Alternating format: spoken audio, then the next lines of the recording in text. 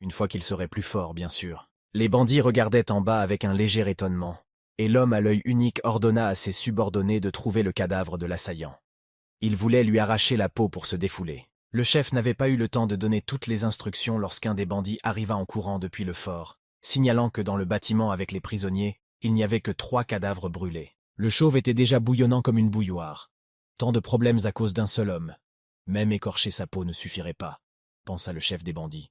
Sosan donna l'ordre à ses subordonnés de fouiller toute la zone et de trouver tous les prisonniers en fuite, chacun d'eux. Pendant ce temps, Chu continuait de tomber, pivotant en l'air pour mettre d'abord son visage en bas et ralentir légèrement, puis se regroupant pour entrer dans l'eau avec ses pieds. Chu avait d'abord eu peur de s'écraser au sol. Sa vitesse était énorme, mais il s'était soudainement arrêté, sans comprendre pourquoi. Perdant complètement sa vitesse, Chu flottait sous l'eau. Juste au moment où il allait examiner la situation pour comprendre pourquoi, il sentit soudainement une traction. Mais à peine une seconde plus tard, la situation s'éclaircit.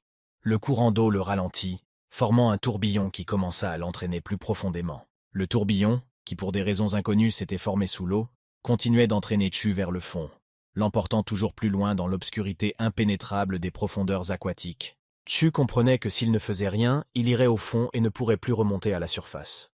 C'est pourquoi il s'efforça de se regrouper et d'ajuster sa position par rapport au fond. Repérant le moment où il passait près d'une saillie, il se propulsa immédiatement hors de la prise du courant en utilisant cette prise solide, surmontant le flux d'eau et dirigeant son corps vers la surface.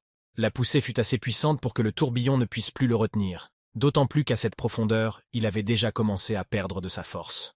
Chu commença à remonter, essayant d'arriver à la surface avant que son air ne s'épuise. Il jaillit hors de l'eau comme un bouchon de bouteille de champagne, enfin capable de respirer l'air. En prenant de profondes inspirations, Chu essaya de comprendre où il était arrivé. Il se coucha sur le dos, soutenu par la force qui le propulsait, ayant besoin de reprendre son souffle et de se reposer après les récents événements, de la bataille jusqu'à ses aventures sous-marines. En ouvrant les yeux, il décida quand même de regarder l'endroit où il était arrivé, ou plutôt l'endroit où le courant l'avait transporté.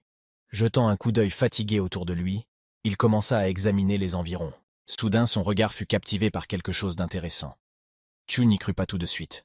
L'énergie spirituelle commença à réagir d'elle-même. Cela ne pouvait pas être vrai. Chu commença à scanner rapidement l'espace qui l'entourait à l'aide de son énergie spirituelle, espérant trouver ce qu'il avait ressenti, en espérant que ce n'était pas son imagination. Ginseng vierge.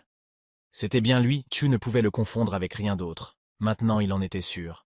En se levant hors de l'eau, il commença à regarder plus activement à la recherche de cette chose si nécessaire. Enfin, en sortant complètement de l'eau et en inspectant la grotte dans laquelle il s'était retrouvé, Chu fut surpris. Après tout, il était tombé de la cascade. Et puis le courant d'eau l'avait attrapé, l'avait-il transporté si loin? Et là, le regard de Chu fut accroché par quelque chose, son visage exprimant à la fois étonnement et anticipation. Ses yeux étaient grands ouverts. C'était bien... Le ginseng vierge poussait directement sur le rivage rocheux. Sous la terre émergeait une petite pousse avec une petite fleur épanouie. Apparemment insignifiant à première vue. Enfin, Chu pleurait littéralement de joie. Il avait eu du mal à trouver cet endroit. On pourrait dire que la chance aveugle l'avait conduit ici. Se rappelant comment l'informateur du clan mendiant avait prétendu que le trouver serait très facile, Chu était en colère et frustré d'avoir besoin de clarification. S'élevant de l'eau, maudissant l'homme mendiant en lui-même, Chu dirigea ses pas vers la précieuse plante qu'il avait tant désiré obtenir pendant tout ce temps. Enfin, le moment était venu. S'approchant étroitement et s'agenouillant, Chu commença à déterrer rapidement la précieuse racine de la plante. Après tout, toute l'essence du ginseng était là, et non dans la partie aérienne. Après l'avoir assez creusée, il saisit fermement la tige de la plante et commença à la tirer de sous terre, veillant à ne pas la endommager. Chu était brûlant d'impatience. Le nom convenait parfaitement à cette plante. Elle ressemblait à un nouveau-né. Chu était heureux, car il avait réussi à devancer ce maudit serviteur démoniaque. Maintenant, ses plans étaient voués à l'échec.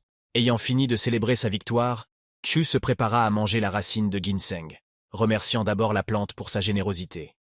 Après tout, il ne serait pas poli de la manger simplement sans gratitude. Chu était absorbé par le goût du ginseng.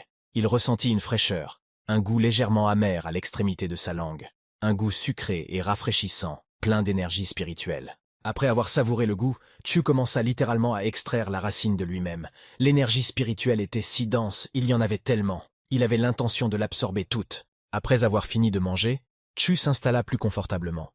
Maintenant, Il montrerait à tous ceux dont il était capable. Le dénommé Sozan le Chauve devrait commencer à s'inquiéter, car bientôt Shu viendrait pour sa tête. Ces misérables bandits ne pourraient plus l'arrêter. Assis en position de lotus, il était occupé à absorber et à intégrer l'énergie spirituelle. « Attends, monde. Le gars inutile de la préfecture de Huayan est de retour. » Dans un petit village où Shu s'était arrêté, quelques personnes étaient arrivées. Ils cherchaient quelqu'un. Mais apparemment, la cible de leur recherche portait un autre nom, bien qu'elle soit clairement passée par ici. Wang était l'une des personnes qui étaient venues ici à la recherche de Chu. Le visage de Wang était marqué. Il semblait que quelqu'un l'avait bien battu. Ayant appris du propriétaire de l'auberge qu'un homme similaire était passé par là, mais s'était présenté sous le nom de Jin. En frottant sa joue endommagée, Wang réfléchit à l'endroit où diable son jeune seigneur avait pu disparaître. Le propriétaire de l'auberge était quelque peu perplexe face à cette visite, mais ne posa pas de questions. Le jour où Chu s'était enfui, le matin, Wang était allongé sur le sol, ronflant à plein poumon. Il n'était pas encore libéré de la quantité d'alcool et de poison spécial que Chu lui avait fait boire. Soudain, un ami ouvrit la porte, et à sa suite entra un père plutôt mécontent de Chu, qui réussit à réveiller Wang avec ses cris forts et sa soudaine apparition. Wang regarda le nouvel arrivant avec un regard idiot et déconcerté. Le sommeil alcoolisé n'était pas pressé de le libérer de ses bras puissants.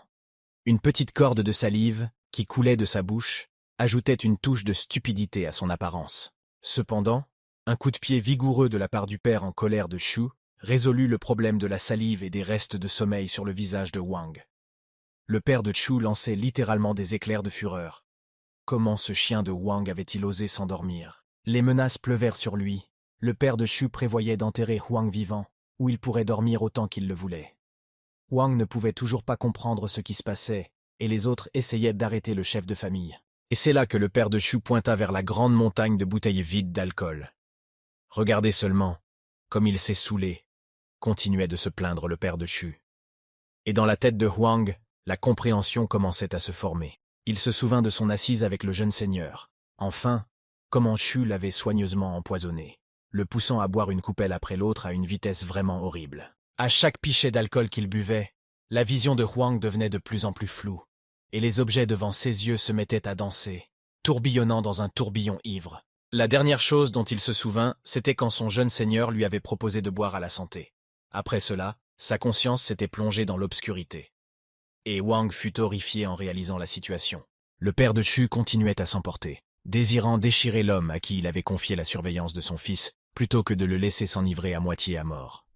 Deux hommes qui l'accompagnaient essayèrent de le calmer et de lui pardonner cette fois. Mais soudain, le père de Chu, n'ayant pas eu le temps de terminer l'une de ses nombreuses menaces à l'égard de Wang, s'affaissa dans les bras de ses accompagnateurs. L'apothicaire impérial craignait pour la santé de maître Wang. L'apothicaire le coucha par terre et se mit à prendre son pouls au poignet. Après tout, il était médecin et devait s'y connaître en la matière et, si nécessaire, être en mesure d'apporter de l'aide. Soudain, son visage devint pâle et ses yeux s'écarquillèrent. Incrédule, il leva les yeux vers les personnes présentes dans la pièce et annonça avec un choc que maître Wang était mort. Et c'est à ce moment-là que le père de Shu reprit ses esprits. Il avait simplement perdu connaissance pendant un instant, mais il n'était pas mort. Se remettant à lui, il se mit simplement à frapper ce pseudo-médecin. Revenant à Wang, après avoir été sévèrement battu, on l'envoya à la recherche du jeune maître. Il sortit dans la cour, devant l'auberge, et remarqua un jeune garçon s'occupant des chevaux. L'un d'eux était étrange, en particulier ses yeux. Le garçon fut également surpris par l'étrangeté des yeux du cheval, et il ne mangeait pas n'importe quoi. Il refusait même de manger une nourriture spéciale. Le garçon devait courir dans les villages voisins à la recherche de quelque chose que ce cheval mangerait. Wang se dirigea vers les écuries. Pendant ce temps, le garçon versa dans la mangeoire un mélange étrange de foin et de divers fruits, afin que le cheval mange un peu. En s'approchant, Wang reconnut le cheval. C'était l'un des élites de leur domaine. Wang se mit immédiatement à courir, en appelant le jeune maître, le prenant pour le garçon à distance. En s'approchant et en comprenant que le jeune maître n'était pas là, Wang se mit à courir d'un côté à l'autre, paniqué, se demandant pourquoi son jeune maître était descendu dans un tel trou et où il était passé. Il courait partout dans la cour à la recherche de Chu, mais ne trouvait personne, et ses actions laissaient le garçon perplexe. Il ne savait pas comment réagir. Wang était une personne très excentrique. Cependant, en remarquant le garçon, Wang s'approcha de lui et, les larmes aux yeux, commença à lui poser des questions sur l'origine du cheval et s'il avait vu son propriétaire. Le garçon, après avoir réfléchi un moment, dit finalement que le propriétaire du cheval était parti vers la pagode du pic. C'est là où se trouve la forteresse des 9 dragons, les bandits des montagnes. Malgré les demandes de ne pas y aller, il leur a seulement dit qu'il cherchait quelque chose là-bas. En entendant parler des 9 bandits, Wang tomba dans une panique encore plus grande. Après tout, ce sont des bandits, et son jeune maître est si délicat. De plus, maître Wang fera exploser la tête de Huang s'il arrive quelque chose à Chu. En imaginant les bandits et comment ils le frapperaient d'abord, puis le prendraient en otage et le ramèneraient à Chu, Wang tomba dans une panique encore plus grande. Mais semblait-il que cela soit possible? Wang était à 2 doigts de s'arracher les cheveux d'anxiété. Ayant entendu suffisamment, Wang se leva brusquement, courant comme un sprinter professionnel en criant quelque chose au sujet de son jeune maître. Il devait agir rapidement avant qu'il ne soit trop tard. Laissant derrière lui un garçon étonné et des nuages de poussière soulevés par ses pas, Wang courut dans la seule direction qu'il connaissait, mais il n'eut pas le temps de s'éloigner de plus de 20 pieds avant de s'arrêter brusquement, réalisant quelque chose. Wang fit demi-tour et courut de retour vers le garçon pour clarifier les détails. Cependant, la chance ne souriait apparemment pas à Wang du tout, l'interrompant constamment. C'est pourquoi, en ne parvenant pas à courir très loin, il se heurta à une petite pierre qui dépassait du sol. Essayant ses compétences en volume, Wang, sans trop réfléchir, décida de faire un atterrissage d'urgence face contre terre juste au pied du garçon. Sa chute souleva un nuage de poussière. Se relevant du sol avec le visage en sang et le nez qui saignait, Wang parvint néanmoins à rassembler ses pensées et à demander où se trouvait cette pagode du pic. À travers la forêt nocturne, un groupe de personnes courait. Une femme marchait en tête de la colonne, portant un petit enfant dans ses bras.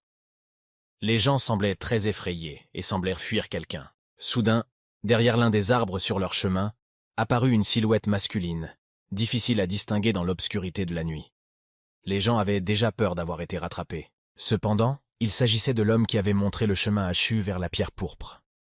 Manifestant ses intentions pacifiques, il décida de montrer aux fuyards un raccourci vers le village. La femme vêtue du manteau de Chu remercia brièvement l'homme et continua de courir. C'étaient les mêmes personnes qui l'avaient sauvé du camp des bandits de montagne. Le guide demanda à la femme avec l'enfant si elles avaient revu un jeune homme bandé qui se dirigeait justement dans leur direction. La femme jeta un regard tendu à l'homme, mais n'eut pas le temps de répondre. Pendant ce temps, près du ruisseau où Chu était tombé, la cascade bruissait et un groupe armé de 7 personnes se tenait sur l'une des rives. C'étaient des membres du gang envoyés à la recherche de Chu. L'un d'eux, contrarié, piétinait le sol, rendant compte au lieutenant du chef qu'il n'aurait peut-être pas trouvé le corps du gars emporté par le courant et qu'il ne pourrait pas le retrouver maintenant. Mais ils n'avaient pas le choix, car leur patron serait en colère, et lorsque cela arriverait, s'ils ne trouvèrent pas le corps, ce seraient eux qui seraient punis, pas lui. Les subordonnés ne pouvaient que soupirer tristement. Le lieutenant donnait des ordres, voulant diviser le groupe en équipes. 5 d'entre eux descendraient la rivière, tandis que les autres chercheraient autour de la cascade. Les subordonnés acceptèrent les ordres et étaient prêts à les exécuter. Et là, l'un d'eux pointa du doigt vers la cascade, attirant l'attention du lieutenant sur celle-ci. Après son cri, les regards des présents se tournèrent vers la cascade. De l'intérieur même de la cascade, une grotte cachée, émergeait un homme, le visage couvert de cheveux collés. Cet homme se plaignait de son sort, car s'il y avait eu un problème, il aurait pu se noyer. Le lieutenant fut surpris de voir un homme vivant ici. Il ne devrait pas y avoir d'autres personnes. D'où vient-il? Se dépêcha-t-il de demander. L'homme, dont le visage était toujours caché par ses cheveux, remarqua qu'il n'était pas seul ici et fut surpris que quelqu'un l'accueille. C'était inattendu, mais agréable. Car Chu, c'était bien lui, prévoyait de les chercher. Qui est-elle? Les bandits étaient perplexes, ils n'avaient aucune information sur cet homme. Ils cherchaient un cadavre. Alors la présence de cet homme ici les laissait complètement perplexes. Repoussant les cheveux de son visage pour révéler un nouveau visage dépourvu de toutes les rides, il déconcerta encore plus les bandits. Les bandits demandèrent si c'était lui qu'ils cherchaient, mais ils ne comprenaient pas pourquoi ce jeune homme étrange leur parlait. Ils ne comprenaient pas encore pourquoi les bandits ne le reconnaissaient pas. Mais cela ne lui importait pas. Chu leur ordonna simplement de retirer leurs vêtements car il avait froid. Les bandits se tendirent immédiatement, se préparant au combat en brandissant leurs armes et en prenant des positions. Cependant, le lieutenant déclara que s'ils supportaient en silence, cela ne signifiait pas qu'ils acceptaient n'importe quel discours incohérent. Mais Chu était indifférent à leurs menaces, répétant simplement sa question, ou bien il envisageait de prendre des mesures plus agressives. Le bandit ne comprenait pas. Que pouvait faire une seule personne contre eux? Était-il devenu fou? Sans laisser au bandit le temps de finir sa pensée, Chu réduisit rapidement la distance entre eux et asséna un coup violent au menton du bandit avec sa jambe, le projetant en l'air de la force du coup. Cependant, Chu ne s'arrêta pas là et décida de donner un coup de pied supplémentaire au bandit, cette fois-ci frappant de haut en bas pour enfoncer le bandit dans le rivage rocailleux. Les bandits furent secoués par cette démonstration de force. Leur chef étant neutralisé en 2 coups en un instant, ils n'avaient aucune chance.